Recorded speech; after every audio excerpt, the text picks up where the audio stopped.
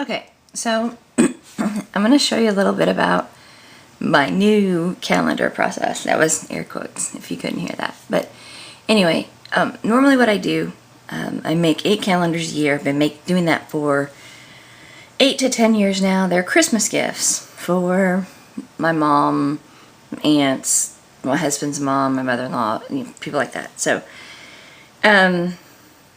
anyway, normally what I do with that is come up with pictures from that month. I'm using like pictures from this month, May of 2013 will go in May of 2014 on the calendar. Sometimes I fudge that a little bit. Sometimes there might be pictures of January in October or something, but whatever. So anyway, I would normally decide on pictures, print those all out, take those pictures to the store, match papers or pick papers that I like that go with them, then create the pages and go from there. The problem with that theory is if you don't keep up every month, it's very, very easy to get very far behind. And I haven't usually started until middle to late part of the year. Last year I did do a little better with that. But I still was scrambling at the end, like sometimes the night before I'm giving calendars to people, still putting things together. So I wanted to do it a little different this year. And obviously trying to do it a month at a time throughout the year didn't work very well for me. That's been my process the whole time. So anyway, what I decided to do this year was do more of it ahead. Well, that's hard to do. You don't know what pictures you're going to take, whatever. I just decided it didn't matter. I would figure it out. Nice thing about it this way I'm finding is I can actually tailor my pictures to go with what the page is if and when I need to. So what I've done, because I like Excel spreadsheets apparently, created an Excel spreadsheet, which is what you're looking at here. It has the month when I know what it is. To start with, my process was I started with paper this time. Went to Hobby Lobby while they had it on sale. Again, remember I'm doing 8 calendars, so paper being cheap is important to that, or me being able to afford it. Went to Hobby Lobby, I tried to do 2 to 3 pattern papers, maybe a cardstock or 2 that all coordinated together. So then I had all this great paper for about 12 months worth of pages, had to figure out what to do with it. So I put the papers, like a description of the papers in this Excel spreadsheet, which is kind of this main column here in this area, which you may be able to see. That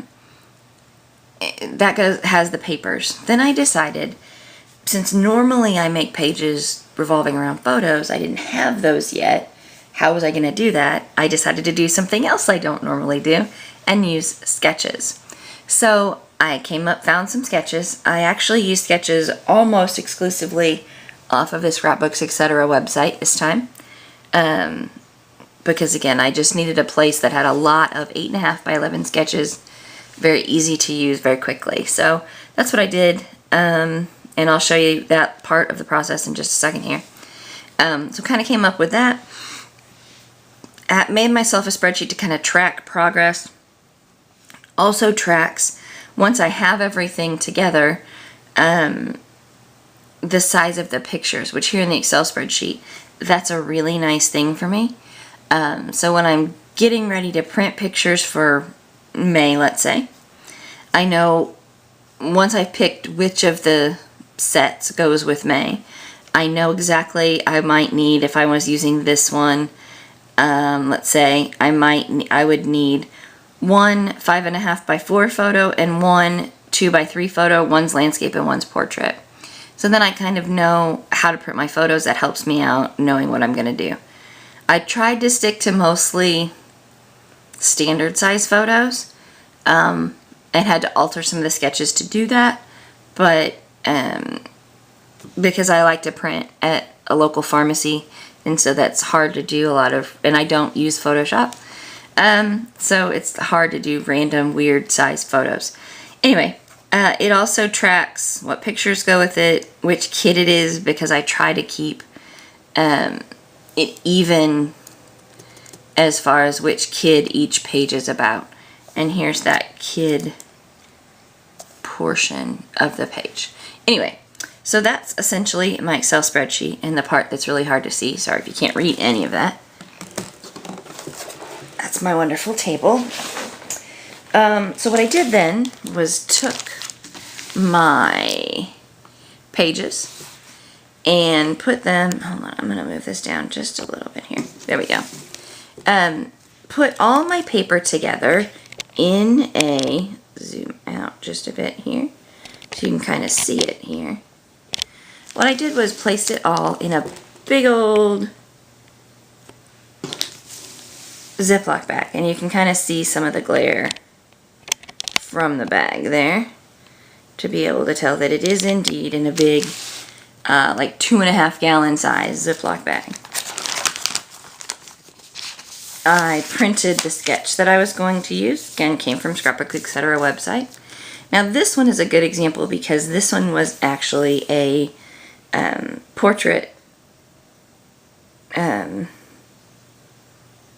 paper, like page setup or whatever, orientation, there you go. And I'm going to use them landscape because my calendars are done in a landscape format. So I had to kind of alter it a little bit.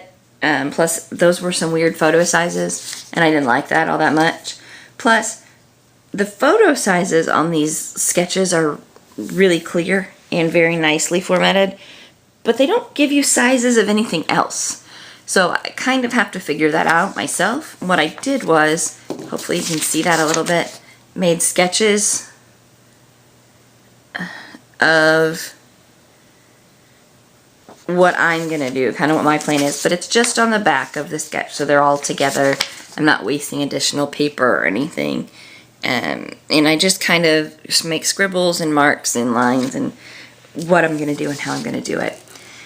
Like that, obviously there's a circle that goes there with an embellishment, but it just says something. I don't know what's going to go there. Maybe a cupcake, I don't know. In the layout here it was a cupcake, I think, or cake or something. But anyway, that's how I do the sketch portion. Then I went ahead and put together the page itself. Tried to put like Post-its or a pattern paper where the pictures go. Whether those will become a photo mat or the photo will completely cover them, I don't know. It's just going to depend on how everything works out.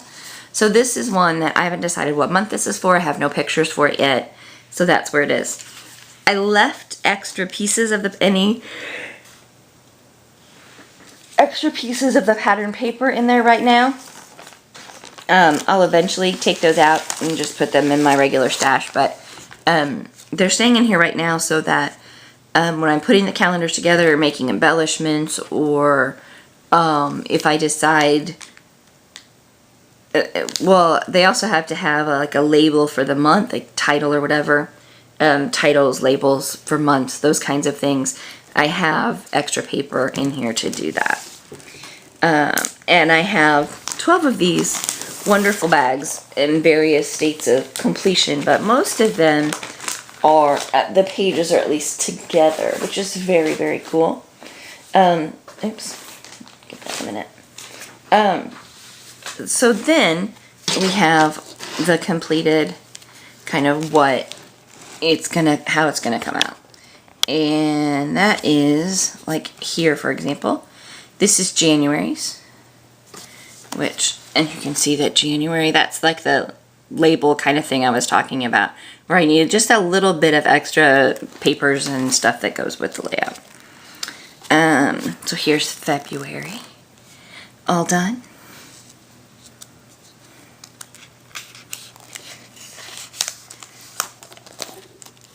March. This one was not a sketch from Scrapbooks, etc. These are cutouts from Miss Kate's Cuttables, or Out on a Limb Scrapbooking. Miss Kate's is just the where she sells the the cut files, essentially, for her designs, and I thought they were adorable. I especially love the bunny, which my husband thinks is a little crazy looking, but I think it's adorable. And I'll put a link to the Miss Kate's site in my comments. And here's April. I think April needs a little something still. I haven't figured that out. Pictures are a little dark. It's my kids at the drive-in. And it didn't fit, April didn't fit here in these same thickers that I used. So the April label is down at the corner, which I thought was kind of cute and whimsical. Different anyway. And then I do have, because I didn't want to scramble with it at the end, I also have the December page kind of together. The label I have to cut. I designed it the other day in my Makes the Cut software. I still have to cut it out and paste it to the page. So I got that. That's what I have done so far. 5 months done, and it's only the 1st of May. Super impressed with that. I actually volunteered to my mother-in-law the other day that I could make an extra calendar. Sometimes she likes to give that to my sister-in-law's mom, and thought maybe I could pull that off this year again. So there's another one, another bag, really bright layout. I love that. I have no idea what it's going to be, but that's kind of how my process is working. Anyway, feel free to comment or whatever, and let me know what you think of my wonderfully altered process here, and have a great day. And thanks for watching.